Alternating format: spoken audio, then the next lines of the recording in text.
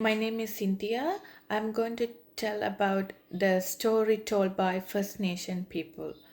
So, the pedagogy of listening and storytelling from the unit reading, I approach Auntie Noma Sam's personal story with an open, empathic mindset, aiming to fully engage with her story beyond basic understanding of facts.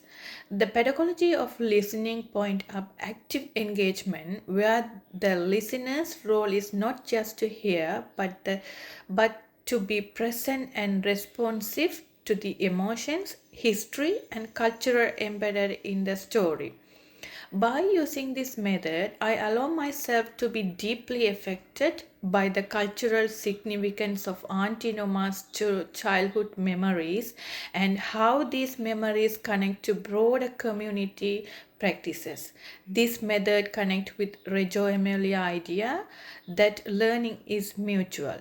By focusing on relationship between the listener, the storyteller and the cultural context, I was able to not only understand Auntie Noma's personal experiences but also see the broader suggestion for inclusivity in early childhood education. This reflective process reflects the reading on the importance of communication in learning. The new point of I get on how these cultural practices are passed down through generations, not only as a mean of keeping but also as act of resilience and resistance to establishment. Bias that was challenged for me involved of indigenous practices as being fixed or artifact of the past. Auntie Numa's story showed that these practices are ongoing and developing.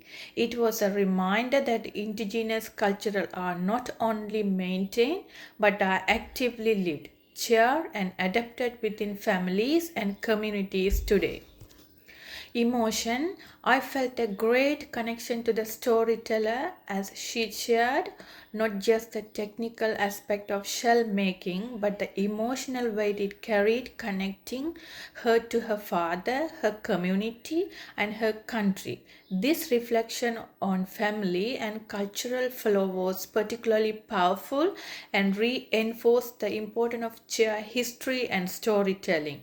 On a personal level, I could draw a connection between this story and my own family traditions, like Auntie Noma's shell making. Our family's tradition around food preparation during holidays are a way of maintaining our cultural roots and passing them on to your young generation. Advocating for inclusive practices, incorporating Aboriginal perspective into the curriculum not only improve children learning but also promote cultural awareness among all children. Teaching children that skills of active listening is crucial, I would facilitate activities that promote listening skills such as paired storytelling where one of child share their story while the other participant attentive listening. This method emphasizes empathy and understanding aligned with the principle of story listening where the listeners engage deeply with the narrative being shared. It's Rinaldi 2006 and these are some my references and thank you for listening my words. Thank you.